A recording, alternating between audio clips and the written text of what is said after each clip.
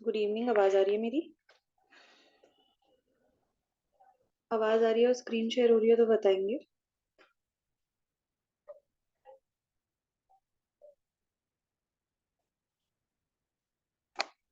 ठीक है।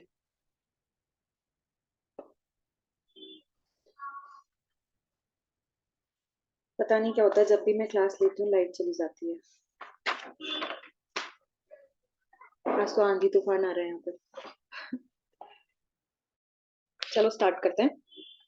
आज हम बात करेंगे ड्रग्स फॉर कॉन्स्टिपेशन के बारे में। ठीक है, तो थोड़ा देख लेते हैं कॉन्स्टिपेशन क्या होता है। तो कॉन्स्टिपेशन किसे कहेंगे? अगर हमारी बॉवल फ्रीक्वेंसी लेस देन 3 पर वीक होती है। ठीक है। आइडियल क्या है, होनी कितनी चाहिए थी? अगर कोई नॉर्मल पर्सन है तो उसको 24 आवर्स में कम से कम 1 से 2 बार स्टूल पास करना चाहिए। ठीक है, मैंने क्या बोला? ये नॉर्मल वाली बात है। ठीक है, नॉर्मल कंडीशन में क्या होना चाहिए? 24 घंटे में यानी एक दिन में कम से कम एक या 1 से 2 बार स्टूल पास होना चाहिए। लेकिन कॉन्स्टिपेशन में क्या होता है? कॉन्स्टिपेशन में जो फ्रीक्वेंसी होती है वो लेस देन 3 पर वीक हो जाती है। मतलब एक हफ्ते में 3 से भी कम बार अगर वो स्टूल पास कर रहा है तो उसे हम क्या बोलेंगे? तब जाके हम उसे कॉन्स्टिपेशन बोलते हैं। ये नहीं कि आज फ्रेश नहीं हुआ, कल फ्रेश नहीं हुआ तो हमने बोल दिया इसे कॉन्स्टिपेशन है, ऐसा नहीं है। जब एक वीक में लेस देन 3 जो उसकी फ्रीक्वेंसी है, यानी एक हफ्ते में 3 से भी कम बार जो व्यक्ति है वो फ्रेश होने जा रहा है या स्टूल पास कर रहा है तो उसे हम क्या कहेंगे? कॉन्स्टिपेशन कहेंगे। अब लेस देन 3 पर वीक होगा और जब स्टूल पास करेगा तो क्या आएगा? Hard stool. ठीक है, हार्ड स्टूल रहेगा। दूसरा अगला है एक्सेसिव स्ट्रेनिंग करनी पड़ेगी उसे, यानी जोर लगाना पड़ेगा।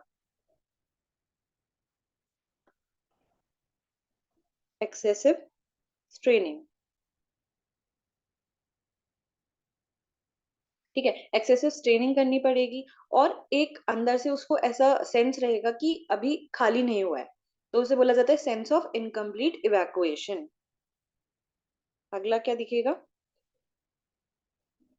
सेंस ऑफ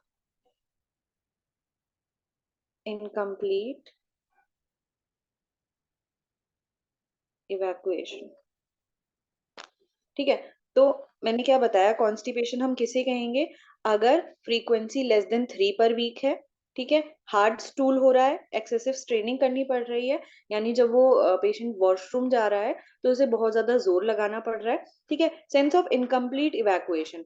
हमेशा एक अंदर से ऐसी फीलिंग रहेगी कि अभी अंदर कुछ है। ठीक है, खाली नहीं हुआ है, पेट पेट साफ नहीं हुआ है ढंग से, तो ऐसा पेशेंट बताता है। ठीक है, तो ये हमने देखा कॉन्स्टिपेशन हम किसे किसे कहेंगे। अब इसके कॉजेस क्यों होता है? ठीक है, और देखो आगे। अब देखो, कॉन्स्टिपेशन किसे कह रहे हैं? Decrease in stool passage frequency हमने देख लिया, लेस देन 3 पर वीक। ठीक है, स्मॉल हार्ड स्टूल्स होंगे। ठीक है, difficulty with initiating bowel movement. ठीक है, इनिशिएट करने में भी डिफिकल्टी होगी। ठीक है, बहुत ज्यादा जोर लगाना पड़ेगा। अब कॉजेस क्या है इसके? क्या हो सकता है? कई बार पुअर डाइट की वजह से, डाइट में फाइबर्स की कमी है। ठीक है, ज्यादा फास्ट फूड खा रहा है। ठीक है, तो उस वजह से क्या होता है? कई बार कॉन्स्टिपेशन देखा जाता है। Malfunction of GI tract, motility नहीं है जीआई ट्रैक्ट में। ठीक है, डिक्रीज मोटिलिटी, फिजिकल ऑब्स्ट्रक्शन है कोई वहां पे। ठीक है, पेन हो रहा है। कई बार ऐसा भी होता है, देखा जाता है कि कोई ऐसी डिजीजेस हो गई जैसे हिमोरॉइड्स हो गया, तो उस कंडीशन में क्या हो रहा है? डिफिकेट करने में पेशेंट को पेन होता है। ठीक है, तो वो क्या करता है? डिफिकेट होने जाता ही नहीं है, स्टूल पास करने जाएगा ही नहीं। तो कई बार उस कंडीशन में भी क्या देखा जाता है? कॉन्स्टिपेशन देखा जाता है। आगे चलते हैं। देखो यहाँ पे भी दिखा रखा है common causes of constipation. Water intake कम है पेशेंट का, फिजिकल एक्टिविटी भी कम है, स्ट्रेस ले रहा है पेशेंट, अनहेल्दी डाइट है। ठीक है, फाइबर कम है डाइट में, ओवर यूज ऑफ लेग्जेटिव। कई बार इस वजह से भी होता है कि बहुत बार पेशेंट लेग्जेटिव लेता रहता है और फिर बिना लेग्जेटिव के उसे स्टूल पास होता ही नहीं है। उसे लेक्सेटिव लेना ही पड़ जाता है। तो ओवर यूज ऑफ लेक्सेटिव की वजह से भी कॉन्स्टिपेशन देखा जाता है। ठीक है, व्हेन अ पर्सन ट्रेवल्स, अब ट्रैवलिंग की वजह से मैंने बताया था, ट्रैवलिंग की वजह से डायरिया भी देखा जाएगा और ट्रैवलिंग की वजह से कॉन्स्टिपेशन भी देखा जाता है। ठीक है, आगे चलते हैं। तो लेक्सेटिव्स, अब जो ड्रग्स आती है ना कॉन्स्टिपेशन की, तो कॉन्स्टिपेशन की ड्रग्स को हम दो पार्ट्स में क्लासिफाई करते हैं, दैट इज एक आती हैं लेक्सेटिव्स, ठीक है, एक आती हैं परगेटिव्स। ठीक है, यहाँ पे मैं दो अलग अलग बता रही हूँ, लेकिन आगे जो हम पढ़ेंगे वहां लेक्सेटिव और परगेटिव जो भी आएगा हमको एक ही समझना है। ठीक है, जहां भी लेक्सेटिव आएगा और जहां भी परगेटिव आएगा, दोनों में बस एक ही डिफरेंस होता है, दोनों में डिफरेंस होता है इंटेंसिटी का।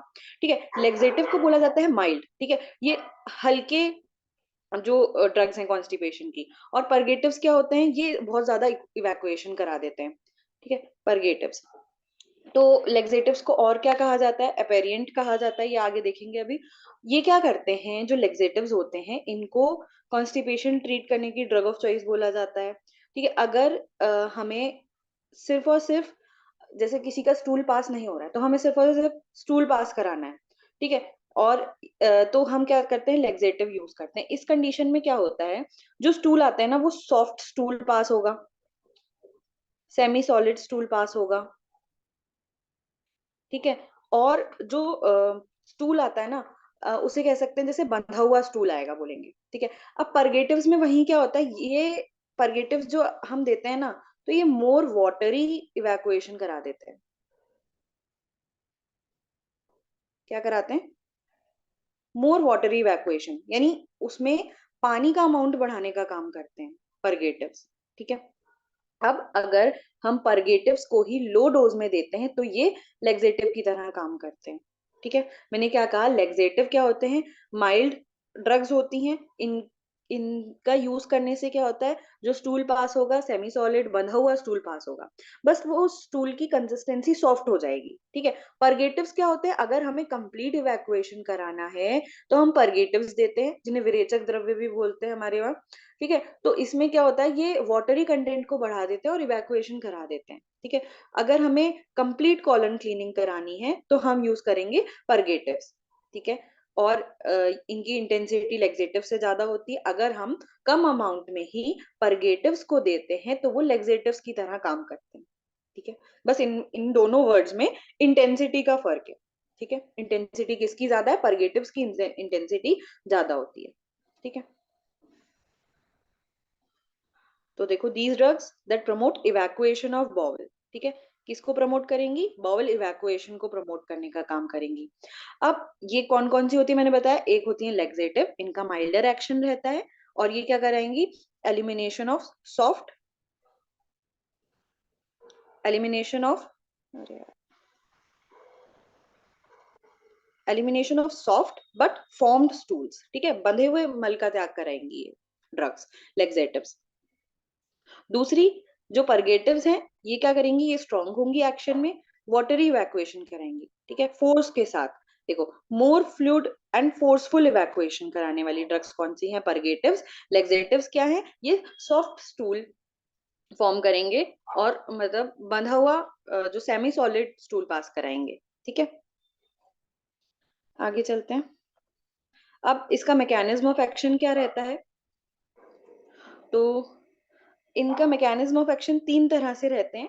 पहला मैकेनिज्म ऑफ एक्शन क्या है, ये ऑस्मोटिक एक्शन दिखाता है। देखो, जब मैंने ऑस्मोटिक डायरिया भी बताया था तो उसमें उससे ही रिलेट करना है थोड़ा।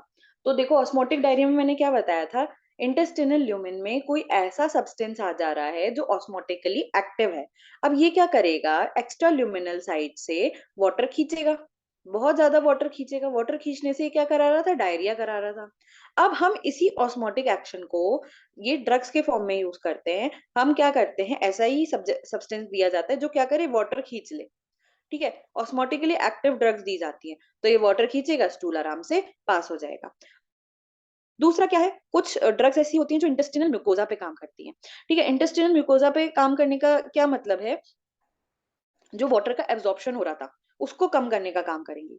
ठीक है, वाटर एब्जॉर्प्शन को कम कर दिया तो वाटर क्या है, ल्यूमेन में ही रहेगा और जो स्टूल है वो आसानी से एक्सक्रीट आउट हो जाएगा। अगला क्या है, इंक्रीजिंग प्रोपल्सिव एक्टिविटी। अगर प्रोपल्सिव एक्टिविटी बढ़ जाएगी तो आराम से आगे को स्टूल पुश हो जाएगा। ठीक है, आगे चलते हैं।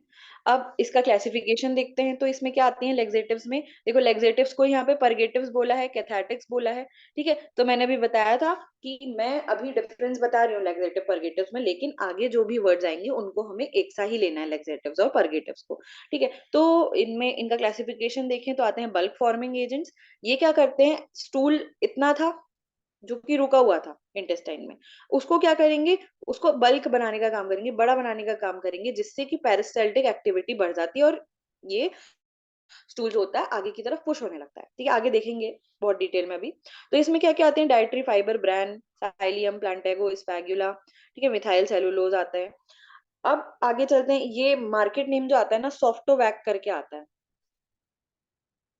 सॉफ्टोवैक जनरली घरों में देखा जाता है, ये सब गोल बोला जाता है जैसे। ठीक है, अगला आते हैं स्टूल सॉफ्टनर्स। तो स्टूल सॉफ्टनर्स में क्या आते हैं, डॉक्यूसेट्स आते हैं, जैसे डॉस नाम से मार्केट में भी आता है, लिक्विड पैराफिन। ठीक है, अगले आते हैं ऑस्मोटिक परगेटिव्स, इसके बारे में मैंने अभी बताया, कोई भी ऑस्मोटिकली एक्टिव ड्रग। तो इसमें क्या क्या आती है, मैग्नीशियम सल्फेट, मैग्नीशियम हाइड्रोक्साइड। देखो कई बार जैसे जहां भी मैग्नीशियम की बात आएगी ना, तो हमेशा याद रखना जो मैग्नीशियम होता है वो क्या कराने का काम करता है, डायरिया कॉज कराता है। ठीक है, तो जब भी मैं पूछूं मैग्नीशियम, आगे भी कभी आएगा, तो मैग्नीशियम की बात आने पे डायरिया कॉज कराता है। तो अब कॉन्स्टिपेशन है तो हमें स्टूल सॉफ्ट कराना है, स्टूल में वाटर कंटेंट बढ़ाना है, तो हम क्या यूज कर सकते हैं, मैग्नीशियम यूज कर सकते हैं। अगला आते हैं सोडियम सल्फेट, सोडियम फॉस्फेट। ये क्या होता है, सॉल्ट ऑस्मोटिक परगेटिव्स होते हैं। ठीक है, सॉल्ट है इसमें, सोडियम सल्फेट, सोडियम फॉस्फेट। ठीक है, ये थोड़े इनकन्वीनियंट होते हैं, लेकिन इनका कहाँ यूज किया जाता है, जब भी प्रिपरेशन ऑफ सर्जरी करते हैं। ठीक है, सर्जरी से पहले क्या करते हैं, बॉवल खाली जो, एक सेकेंड हाँ।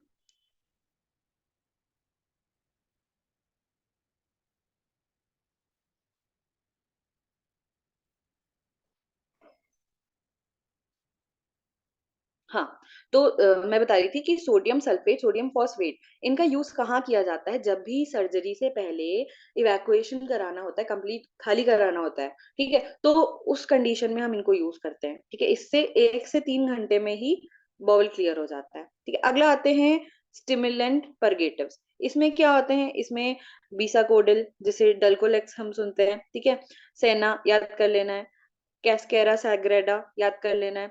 अब 5-HT4 एगोनिस्ट, ये होते हैं 5 हाइड्रोक्सी ट्रिप्टाफीन। ठीक है, एक तरह के रिसेप्टर्स होते हैं। पीजी एनालॉग्स देंगे क्योंकि हमें पता है प्रोस्टाग्लैंडिन्स क्या करा रहे हैं, ये भी इंटेस्टिनल मोटिलिटी को बढ़ाने का काम करते हैं। ठीक है, जीआई मोटिलिटी को बढ़ा देते हैं, तो इस कंडीशन में भी यूज करते हैं। कई बार कुछ ऑयल्स भी यूज किए जाते हैं, आयुर्वेद में बहुत कॉमनली यूज किया जाता है कैस्टर ऑयल। ठीक है, कैस्टर ऑयल, एरंड तेल बोला जाता है जैसे। ठीक है, तो ये भी यूज किए जाते हैं। ये हमने क्लासिफिकेशन देखा, अब एक एक को अलग अलग आगे पढ़ेंगे। तो सबसे पहले बात करते हैं बल्क परगेटिव्स की। मैंने बताया कि ये क्या करते हैं, वाटर एब्जॉर्ब करके और बल्क फॉर्मेशन करने का काम करते हैं, स्टूल को बढ़ाने का काम करते हैं। अब देखो इसका मैकेनिज्म ऑफ एक्शन देखते हैं। तो ये क्या कर रहा है, not absorbed in GI tract, GI tract में एब्जॉर्ब नहीं होगा, absorb water in lumen and swells up. ये क्या करता है, यहाँ पे देखो डायग्राम में, ये वाटर देखो, ये स्टूल था इतना, अब ये बल्क फॉर्मिंग एजेंट आए, इससे अटैच हुए, इसको स्वेल करा दिया, ये देखो इतना बड़ा हो गया ये जाके। मैंने क्या कहा, बल्क फॉर्मिंग एजेंट हमने दिए, ये स्टूल से जाके अटैच हुए, यहाँ पे अटैच हो गए। ठीक है, और इन्होंने क्या करा, जीआई ट्रैक से वाटर एब्जॉर्ब करा दिया, और ये स्टूल क्या हो गया, इतना बल्की हो गया। ठीक है, अब इसकी वजह से क्या होगा, जो सिस्टम है, जो जीआई ट्रैक्ट है, उसका पेरिस्टालसिस मूवमेंट बढ़ जाएगा, पेरिस्टाल्टिक मूवमेंट बढ़ जाएगा, जिसकी वजह से स्टूल क्या होगा, आगे की तरफ पुश हो जाएगा। ठीक है, पेरिस्टाल्टिक मूवमेंट बढ़ गया, और स्टूल आगे की तरफ पुश हो जाएगा। तो ये क्या काम करते हैं, ये स्टूल को बल्क करने का काम करते हैं, मैकेनिकल डिस्टेंशन कर देते हैं, जिसकी वजह से आप देखो कोई भी जरूरत से ज्यादा चीज स्ट्रेच करती है तो इंटेस्टाइन की मोटिलिटी बढ़ती है, ठीक है, आगे की तरफ को पेरिस्टाल्टिक मूवमेंट होगा, तो जिसकी वजह से आराम से क्या होगा, डिफिकेशन हो पाएगा। ठीक है, दोबारा से समझेंगे इसको एक बार और। देखो मैंने क्या कहा, जो बल्क फॉर्मिंग एजेंट होते हैं ये क्या करते हैं, स्टूल से जाके अटैच होते हैं और इसको क्या कर देते हैं, इसको विस्कस, इसको बल्की बनाने का काम करते हैं, इसको बड़ा बनाने का काम करते हैं, जिसकी वजह से जो इंटेस्टाइन है उसका पेरिस्टाल्टिक मूवमेंट बढ़ जाता है और स्टूल आगे की तरफ को पुश हो जाता है। ठीक है, जिसकी वजह से जो कॉन्स्टिपेशन है उसे रिलीफ मिल जाएगा। अब इसका सबसे अच्छा एग्जाम्पल होता है स्पैगुला, ठीक है, ईसबगोल बोला जाता है जिसे, इसे और क्या कहते हैं, मतलब कहाँ से ऑब्टेन होता है, तो एक प्लांट होता है जिसे बोला जाता है प्लांटेगो ओवाटा, प्लांटेगो ओवाटा, ठीक है, इससे ऑब्टेन किया जाता है। और ये क्या करता है, ये भी बल्क फॉर्मिंग एजेंट की तरह काम करेगा मार्केट में। ईसबगोल, ठीक है, ईसबगोल या सॉफ्टोवैक पाउडर करके आता है। अब इसको लेने का तरीका क्या होता है ना, इसको हमेशा पहले ही हमें पानी में घोल के ले लेना चाहिए। ठीक है, क्यों ऐसा करना चाहिए, क्योंकि ये क्या करता है, वाटर को एब्जॉर्ब करता है। मान लिया इतना अमाउंट में था, वाटर एब्जॉर्ब करके ही इतना बन जाता है, तो एक कंडीशन आती है जिसे बोला जाता है ईसोफेजियल इम्पैक्शन। क्या कहा मैंने, ईसोफेजियल इम्पैक्शन। ठीक है, तो देखो ये हमारा स्टमक आया, ये ऊपर ईसोफेगस है। अब कई बार कुछ लोग होते हैं जो ये बल्क फॉर्मिंग एजेंट और या फिर स्पैगुला बोल लो या फिर ईसबगोल बोल लो, इसको क्या करते हैं, खाली ऐसी ड्राई पाउडर ले लेते हैं और उसके बाद पानी पी लेते हैं। अब इसकी तो टेंडेंसी क्या थी, वाटर एब्जॉर्ब करेगा, इतने से इतना हो जाएगा जैसे ही इसे वाटर मिलेगा। अब देखो किसी ने लिया, ठीक है, लेने पे क्या हुआ, ईसोफेगस में पहुंचा जैसे ही पाउडर, फिर उन्होंने पानी पी लिया। पानी पीने से क्या होगा, ये अपना बल्कि फॉर्म गेन करेगा। ठीक है, अब ये फूला तो कई बार क्या होता है, ये ईसोफेगस में ही अटक जाता है। ठीक है, और जिसकी वजह से क्या कंडीशन डेवलप होती है, जिसे बोला जाता है ईसोफेजियल इम्पैक्शन। तो इसको कभी भी हमें क्या करना है, हमें कभी भी इसको ड्राई फॉर्म में कंज्यूम नहीं करना है, या तो हमें वाटर के साथ ले लो, फ्रूट जूस के साथ ले लो, ठंडे दूध के साथ ले लो। ठीक है, डोज क्या रहती है इसकी, 3 से 6 ग्राम। कोई भी चूर्ण की अगर तुम डोज भी देखोगे ना, 3 से 6 ग्राम ही रहती है जनरली। ठीक है, 3 to 6 ग्राम ले लो, किसके साथ, वाटर के साथ ले लो, फ्रूट जूस के साथ ले लो, मिल्क के साथ ले लो। और कैसे लेना है, एक बार लेना है या फिर 2 बार ले लो अगर ज्यादा ही दिक्कत है, कॉन्स्टिपेशन ज्यादा ही रह रहा है। ठीक है, और मैंने फिर से बता रही हूँ कि इसको कभी भी ड्राई स्वॉलो नहीं करना है। ठीक है, हमेशा इसको पानी में घोल के कंज्यूम करना है। ठीक है, नहीं तो क्या हो जाएगा, ईसोफेजियल इम्पैक्शन। तो ये हमने बात की बल्क फॉर्मिंग एजेंट्स की। इसके एग्जांपल्स क्या क्या हैं, एग्जांपल्स हैं इसके, देखो ईसबगोल, फाइब्रिल नाम से भी आता है मार्केट में, स्पैगुला हस्क पाउडर बोला जाता है इसे, सॉफ्टोवैक, ठीक है, शुगर फ्री भी आता है। तो ये क्या करते हैं, यही बल्क फॉर्मिंग एजेंट्स हैं, हमने देखा। देखो यहाँ पे भी कुछ ब्रांड नेम्स लिखे हैं, आइजोजेल नाम से आता है, नेचर केयर नाम से आता है, फाइबोजेल नाम से आता है, फाइब्रिन नाम से आता है। ठीक है, आइजोवैक जिसे सॉफ्टोवैक भी बोला मैंने। और क्या है इसकी डोज, 3 to 8 ग्राम, 3 to 6 ग्राम। ठीक है, आगे चलते हैं। अब नेक्स्ट हम देखेंगे स्टूल सॉफ्टनर्स। अब स्टूल सॉफ्टनर्स कैसे एक्ट करते हैं, इसके लिए भी यहाँ पे देखते हैं। अब ये क्या करते हैं, ये स्टूल की सरफेस टेंशन को कम करने का काम करते हैं। और सरफेस टेंशन कम होने से क्या होता है, जो स्टूल होता है उसमें वाटर और साथ ही साथ लिपिड्स, पेनिट्रेट कर जाते हैं, ठीक है। वाटर और लिपिड पेनिट्रेट करने से क्या होता है, देखो यहाँ पे दिखा रखा है, वाटर दिखा रखा है, साथ ही साथ लिपिड भी पेनिट्रेट कर जाते हैं। और जिसकी वजह से क्या होता है, फीकल मैटर, अब देखो कोई हार्ड चीज है, उसमें हम पानी मिला दे रहे हैं, पानी ऐड कर दे रहे हैं, साथ ही साथ ऑयल्स ऐड कर दे रहे हैं, तो चीज अपने आप ही सॉफ्ट हो जाएगी, जिसकी वजह से क्या होता है, जो स्टूल होता है वो सॉफ्ट हो जाता है, ठीक है। बल्क फॉर्मिंग एजेंट में हमने क्या देखा था, वो वाटर को एब्जॉर्ब कर रहा था।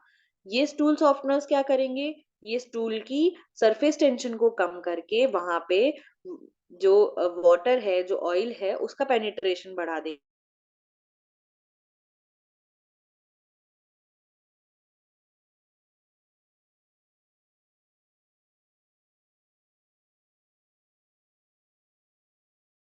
और ऑयल है वो स्टूल के साथ मिक्स होके स्टूल को,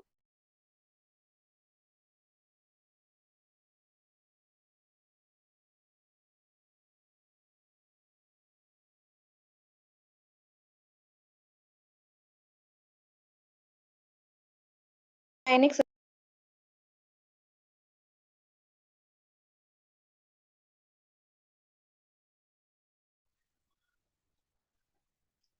आवाज नहीं आ रही थी क्या, कहाँ से छूटा बताओ एक बार।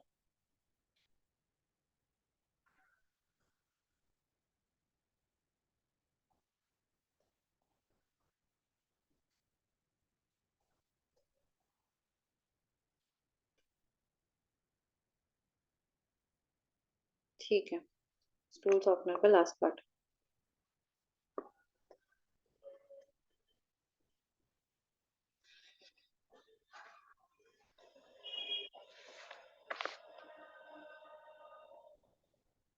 ठीक है, तो मैं बता रही थी, स्टूल सॉफ्टनर क्या करते हैं, जो स्टूल है उसमें वाटर और ऑयल पेनिट्रेट करा देते हैं, जिसकी वजह से स्टूल सॉफ्ट होके आराम से बाहर को निकल जाता है।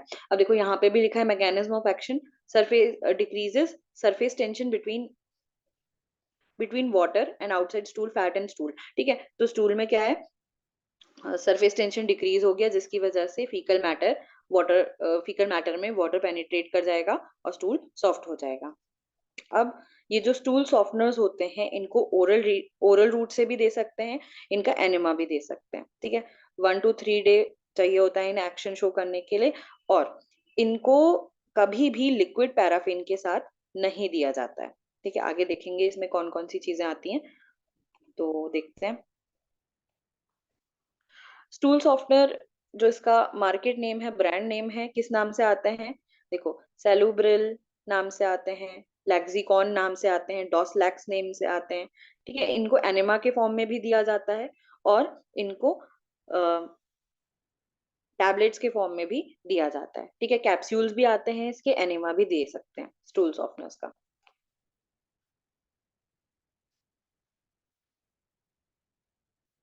आगे चलते हैं, अगले आते हैं स्टिमुलेंट परगेटिव्स। तो जो स्टिमुलेंट परगेटिव्स होते हैं ना, ये दो तरीके से एक्ट करते हैं। एक तो क्या करेंगे, ये सीधे सीधे ही गट की मोटिलिटी को बढ़ाने का काम करते हैं। दूसरा, ये क्या करते हैं, जो वाटर हैं और इलेक्ट्रोलाइट्स हैं, उनको उनका ल्यूमेन में अमाउंट बढ़ाने का काम करते हैं, ठीक है। तो देखो,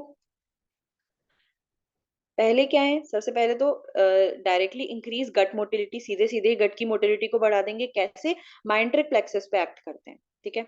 माइंट्रिक प्लेक्सस हमारी इंटेस्टाइन में जो नर्व प्लेक्सस हैं, ठीक है, दो तरह के होते हैं, माइंट्रिक और मिजनर्स प्लेक्सस होता है, ठीक है। अब दूसरा काम कैसे कर रहे हैं, the more important mode of action होगा, ठीक है। Mode of action appears to be accumulation of water and electrolytes in the gut, ठीक है। जो गट है, जो ल्यूमेन है, उसमें वाटर और इलेक्ट्रोलाइट को बढ़ाने का काम करते हैं, जिसकी वजह से क्या होगा, अब देखो, वाटर कंटेंट जैसे ही बढ़ेगा, वैसे ही स्टूल आगे की तरफ को पुश हो जाएगा अपने आप ही, मैंने पहले भी बताया। तो दो तरह से एक्ट करते हैं कौन, स्टिमुलेंट परगेटिव्स, ठीक है। आगे चलते हैं, इनका मैकेनिज्म ऑफ एक्शन देखते हैं। तो स्टिमुलेंट लेक्सेटिव या स्टिमुलेंट परगेटिव्स, ये क्या कर रहे हैं, अब देखो, ये है स्टिमुलेंट परगेटिव, हमने स्टिमुलेंट परगेटिव दिया किसी पेशेंट को। ये जो स्टिमुलेंट परगेटिव्स होते हैं, ये टैबलेट के फॉर्म में भी आते हैं, एनिमा भी दे सकते हैं इसका, ये सपोजिटरीज के फॉर्म में भी आते हैं, ठीक है। अभी देख देखेंगे क्या क्या इनके नाम है, क्या ब्रांड नेम है। ठीक है, तो इनका डायरेक्ट एक्शन होता है। मैंने बताया दो तरह के एक्शन है, एक डायरेक्ट एक्शन है और दूसरा इलेक्ट्रोलाइट्स को बढ़ाने का काम कर रहे हैं। तो ये क्या करते हैं, ये इलेक्ट्रोलाइट्स और वाटर को बढ़ाने का काम करते हैं ल्यूमेन में, जिससे फ्लूइड कंटेंट बढ़ जाएगा और वाटर के साथ स्टूल आराम से आगे को पास हो जाएगा। ठीक है, दूसरा एक्शन क्या है, दूसरा एक्शन है ये एंटेरिक नर्वस सिस्टम या फिर जैसे जो हमने बताया माइंट्रिक प्लेक्सस को स्टिमुलेट करते हैं, जो क्या करते हैं यहाँ की मसल्स के कॉन्ट्रैक्शंस को बढ़ा देते हैं और पेरिस्टाल्टिक मूवमेंट बढ़ाते हैं। ठीक है, मसल का कॉन्ट्रैक्शन बढ़ जाएगा, पेरिस्टाल्सिस होगा, आराम से जो स्टूल है वो आगे की तरफ को पुश हो जाएगा। अब देखो यहाँ पे भी मैकेनिज्म ऑफ एक्शन दिखा रखा है, देखो माइल्ड इन्फ्लेमेशन इरिटेट यहाँ पे देखा है। देखो basic information also known as irritant laxatives भी बोला जाता है इन्हें। ये क्या करते हैं, स्मॉल और लार्ज इंटेस्टिनल वॉल्स को इरिटेट करते हैं, वहां पे इलेक्ट्रोलाइट और वाटर सिक्रीशन को बढ़ा देते हैं ल्यूमेन में, जिससे कि जो स्टूल है वो आगे की तरफ को पुश हो जाएगा। अब दूसरा क्या है, डायरेक्ट स्टिमुलेशन है एंटेरिक नर्वस सिस्टम का, स्मूथ मसल कॉन्ट्रैक्शन बढ़ जाएगा, पेरिस्टाल्सिस बढ़ जाएगा। ठीक है, दो तरह के एक्शन हमने यहाँ पे देख लिए।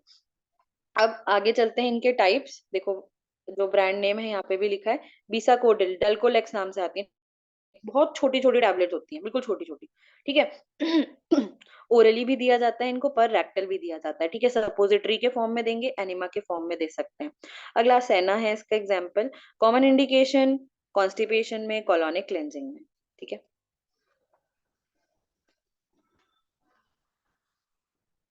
देखो यहाँ पे दिखा रखा है, बीसाकोडिल टैबलेट्स हैं, 5 mg की आती हैं, डल्कोफ्लेक्स डल्कोलेक्स नाम से आती हैं, बहुत छोटी छोटी टैबलेट्स होती हैं। ठीक है, और यहाँ पे देखो बीसालेक्स नाम से आता है, एनेमा दिखा रखा है यहाँ पे, ये बीसाकोडल सपोजिटरीज भी दिखा रखी हैं, डल्कोफ्लेक्स नाम से ऐसे सपोजिटरीज आती हैं।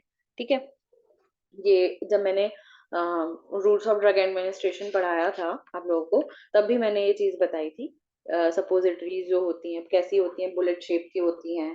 ठीक है, वैक्स फ्रीज होती हैं और कितनी देर में एक्शन दिखाती हैं, लगभग 5 से 10 मिनट में इनका एक्शन दिखता है, बहुत अच्छा एक्शन दिखता है। कभी भी यूज कर लो इसे, मॉर्निंग टाइम में यूज कर लो, बेड टाइम में यूज कर लो। ठीक है, और बच्चों में जो आती हैं वो 5 mg की सपोजिटरीज आती हैं, बड़ों के लिए अडल्ट के लिए 10 mg की सपोजिटरीज आती हैं। ठीक है, इसकी टल्कोलेक्स या बीसाकोडल नाम से आती हैं। ठीक है, अगला आते हैं ऑस्मोटिक परगेटिव्स। अब ऑस्मोटिक परगेटिव्स इसकी बात मैंने पहले भी बताई थी। तो ये ड्रग्स कौन सी होती हैं, ये ऑस्मोटिकली एक्टिव ड्रग होती हैं। ये ल्यूमेन में क्या करती हैं, वाटर कंटेंट को बढ़ाने का काम करती हैं। ठीक है, ल्यूमेन में वाटर कंटेंट बढ़ेगा तो अपने आप ही जो स्टूल है वो आगे की तरफ को पुश हो जाएगा। तो देखो मैकेनिज्म ऑफ एक्शन देखते हैं इसका। मैकेनिज्म ऑफ एक्शन क्या है, ऑस्मोटिक लैक्सेटिव हमने दिया, ये स्टूल से जाके बाइंड किया, इसने ऑस्मोटिक प्रेशर बढ़ा दिया, फ्लूइड कंटेंट इलेक्ट्रोलाइट कंटेंट बढ़ गया ल्यूमेन में, जिसकी वजह से जो स्टूल है वो आगे की तरफ को पुश हुआ, पेरिस्टाल्सिस हुआ, बॉवल इवैक्यूएशन आराम से हो गया। ठीक है, इसके हमने एग्जाम्पल भी देखे थे, मैग्नीशियम सॉल्ट्स थे। ठीक है, इसको हम ओरल रूट से देते हैं, एनिमा के फॉर्म में भी दे सकते हैं। फ्लूइड इवैक्यूएशन 1 to 3 आवर्स में आराम से फ्लूइड इवैक्यूएशन करा देता है। ठीक है, ये जब मैंने अभी जो क्लासिफिकेशन बताया था तो उसमें भी बताया था। अब देखो जो ऑस्मोटिक लेक्सेटिव होते हैं इसमें दो आते हैं, एक आते हैं लैक्टुलोज, ठीक है, दूसरा आता है लैक्टिटॉल। ठीक है, अब जो ये लैक्टिटॉल होता है ना, ये सिमिलर होता है लैक्टिलोज के ही सिमिलर होता है, लेकिन इसको हम जो लैक्टिटॉल है इसको कई बार हम ऑस्मोटिक लेक्सेटिव की फॉर्म में तो यूज करते ही करते हैं कॉन्स्टिपेशन में। साथ ही साथ एक और डिजीज आती है जिसे बोला जाता है हिपैटिक एंसेफेलोपैथी, विकिपीडिया में पढ़ोगे, हिपैटिक एंसेफेलोपैथी। इस कंडीशन में भी इसको यूज किया जाता है। ठीक है, तो कैसे यूज किया जाता है ये हम अगली क्लास में देखेंगे, आज इतना ही रखते हैं। ठीक है, मीटिंग एंड होने वाली है। यहाँ तक का कुछ पूछना है तो बताओ, इतना तक क्लियर है? इतना तक आया समझ सभी को?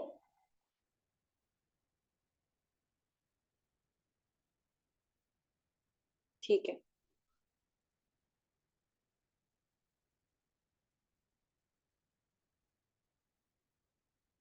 हाँ, लैक्टेलोज ओरली भी देते हैं, सॉल्यूशन आता है लैक्टेलोज का। हम्म। इसको, हाँ लिक्विड फॉर्म में इसका इमल्शन टाइप का आता है। थोड़े दिन अगर उसे रख दो ना तो वो बैठ जाता है नीचे। तो उसको बोला जाता है कि लेने से पहले हिला लो बॉटल को। देखना पिंक कलर का, लाइट पिंक ऐसे कलर के आते हैं लैक्टेलोज सॉल्यूशन। ठीक है। चलो फिर कल मिलते हैं। Thank you.